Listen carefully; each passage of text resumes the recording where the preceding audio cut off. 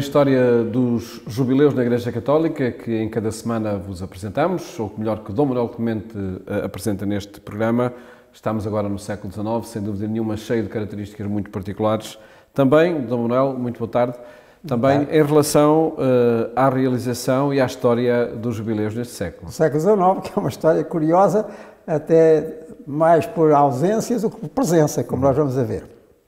Nós, no último programa, acompanhámos o jubileu de 1825, no tempo do Papa Leão XII. De certa maneira, é o último da série mais antiga dos jubileus. Com certeza, muito centrado nas idas a Roma, as peregrinações aos túmulos dos apóstolos e àquelas basílicas maiores, com certeza também a indulgência, tudo isso, que são elementos que vêm desde as origens do jubileu. Mas ainda muito, enfim, no que restava do século XVIII, século XVII, muito ligados também à cidade e às estruturas da cidade, e com muita gente de fora que também vinha visitar, até oficialmente, cortejos, etc, etc. Era ainda a tentativa de manter essa tradição dos jubileus, digamos, modernos, ou barrocos também, enfim, com tudo aquilo que era próprio deles, até em termos de decoração, de apresentação. Estamos no pontificado do Papa Leão XII e esse pontificado dos anos 20 do século XIX correspondia a um ambiente, digamos assim, que se vivia também em boa parte da Europa a seguir à derrota de Napoleão, não é? E, enfim, as potências que derrotaram Napoleão, portanto, a Áustria, a Inglaterra, a França que voltou a ser dos Bourbons, e por aí fora, tentavam fazer como que a restauração do que tinha acontecido antes de 1789 e da Revolução Francesa. Está claro, estas coisas são sempre impossíveis. O que é certo é que havia muita gente que pensava que era possível passar por cima desse período e voltar ao que estava atrás. Bem, estamos assim nos anos 20 e essa atmosfera, digamos, de restauração do que era antigo também prevalecia neste jubileu e também na atmosfera romana. O Papa Leão XII era muito rigoroso, mandou fechar as tabernas, não é? Quem quisesse comprar vinho tinha que ser ao postigo e por aí fora, tudo isso, fazer de Roma assim uma espécie de quaresma anual, não é? E isso foi típico do jubileu de 1825, nós vimos no programa anterior. A seguir, devia ser o jubileu de 1850. E porquê é que eu digo devia ser? É porque esse clima da restauração política, religiosa, etc., que tinha prevalecido anos antes, agora era exatamente o contrário. Tinha havido novas revoluções liberais, em 1830, depois em 1848, e também em Roma. E também em Roma tinha havido uma revolução, o Papa tinha saído de Roma, para não dizer fugido, era o Papa Pio IX, lá para o sul de Itália, fez ali uma pequena república romana, e portanto, quando chega em 1849, data para convocar o jubileu de 1850, não havia condições e realmente não houve um jubileu. O Papa vai regressar a Roma com a ajuda da França em 1850, mas não há condições para se fazer um jubileu. O Papa Pio IX, 1850, não há propriamente jubileu. Claro, quem fosse a Roma, quem visitasse as basílicas, etc., ganharia as indulgências sempre requeridas, mas não é um jubileu, enfim, com tudo aquilo que o tinha caracterizado, das grandes afluências, etc. E depois chega-se a 1865, também devia ser ano de jubileu, também não houve. Também com Pio IX. Também não houve, porque, entretanto, aconteceu outra coisa que já estava a ameaçar e que aconteceu mesmo. Ou melhor, tinha acontecido pouco antes de 1865, em 1870. O que é que aconteceu? É a altura do chamado Risorgimento italiano. Daqui e dacolá, de vários pontos de Itália, vem esta ideia, enfim, de um reaparecimento do que tinha sido o mundo antigo, dos romanos, uma Itália unificada, etc. Que não estava, não é? Havia vários estados e pequenos estados e principados e retalhos.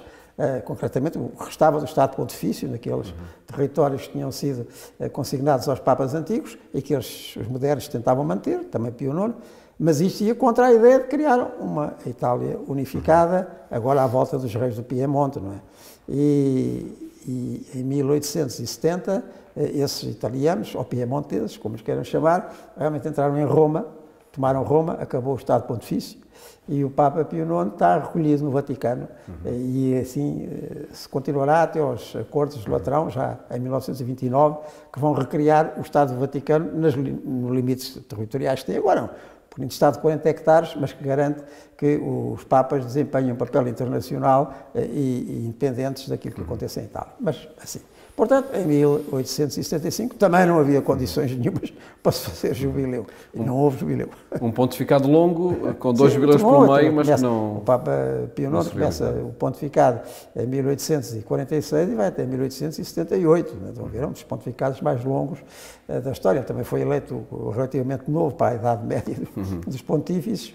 E, portanto, nem realiza o jubileu de 1850, nem realiza o jubileu de 1875. Aliás, em 1869, 70, antes da entrada dos italianos em Roma, até tinha havido um concílio, o Concílio Vaticano I, que ficou interrompido, porque não se concluiu, não havia possibilidades disso. Bem, então chegamos ao final do século, ao século XIX. Nessa altura o Papa já é outro, é o Papa Leão XIII, realmente um homem que compreende melhor o mundo moderno. Ele tinha sido núncio, concretamente na Bélgica, onde fervilhavam nos anos 30, 40 muitas destas ideias liberais e que ele percebia. Depois tinha sido bispo em Itália, era um aristocrata italiano, o cardeal Pecci, Leão XIII. E Leão XIII, que é também muito citado por ser o autor das primeiras grandes encíclicas sociais, que estão na base daquilo que chamamos agora a doutrina social da Igreja, a Renovaram sobre a condição operária, a Immortale Dei sobre os Estados e a realidade política, e muitas outras. Não é? Portanto, era um Papa que estava muito dentro do mundo moderno e das ideias do seu tempo. E vai... Sim, esse vai convocar, quando se chega a 1899, vai convocar um jubileu para 1900, que aliás começa no final de 1899. Geralmente os jubileus começam ali a seguir ao Natal do ano anterior. E vai convocar. E esse jubileu já se realiza, mesmo não estando resolvido o problema do Estado Pontifício, também continuando a limitar a sua, não digo atividade, mas assim, o seu exercício físico ali ao pequenino Estado do Vaticano, que ainda não era Estado do Vaticano, Praça de São Pedro, enfim, que era o Palácio Apostólico, mas vai convocar o jubileu para 1900.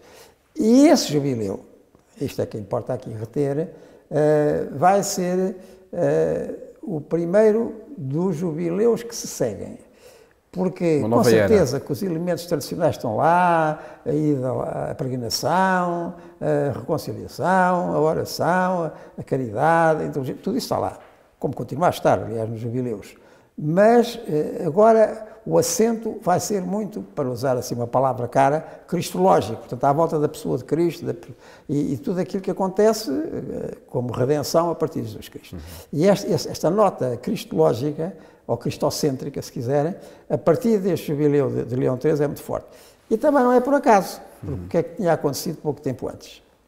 O que tinha acontecido era a consagração do mundo ao Sagrado Coração de Jesus, por Leão XIII, que ele considerou a página mais brilhante do seu pontificado. E também há aqui uma curiosidade, uma vez que estamos a falar em Portugal, é que essa consagração, a iniciativa da consagração do mundo ao Sagrado Coração de Jesus pelo Papa Leão XIII em 1899, partiu daqui, mais concretamente do Porto, porque havia lá uma religiosa, que hoje está beatificada, a Beata Maria do Divino Coração, das Irmãs do Bom Pastor, e que insistiu para que essa consagração fosse feita. E insistiu tanto que conseguiu convencer o Papa. Ela era uma aristocrata alemã, que depois se tinha feito religiosa, tinha vindo para Portugal, tinha passado por Lisboa, mas fixou-se sobretudo no Porto, e lá está ainda a sua sepultura. E foi com essa insistência da Irmã Maria do Divino Coração que o Papa Leão XIII consagrou o mundo ao Sagrado Coração de Jesus. Como estamos a ver, há aqui uma grande confluência de motivos cristocêntricos que depois vão marcar os jubileus do século XX, como temos a ocasião de ver. E pronto, e já esteve influência, também com colaboração, ou pelo menos autorização das autoridades italianas. Enfim, já se retomou, digamos, a sequência normal dos jubileus, que pelas razões que eu disse, tinha sido interrompidos. E uma nova era, de facto, nas celebrações jubilares, que continuaremos aqui então a analisar ao longo de cada semana. Muito obrigado, Sr. Manuel. Até de hoje, 8 dias, para um novo encontro nesta história dos jubileus na Igreja Católica.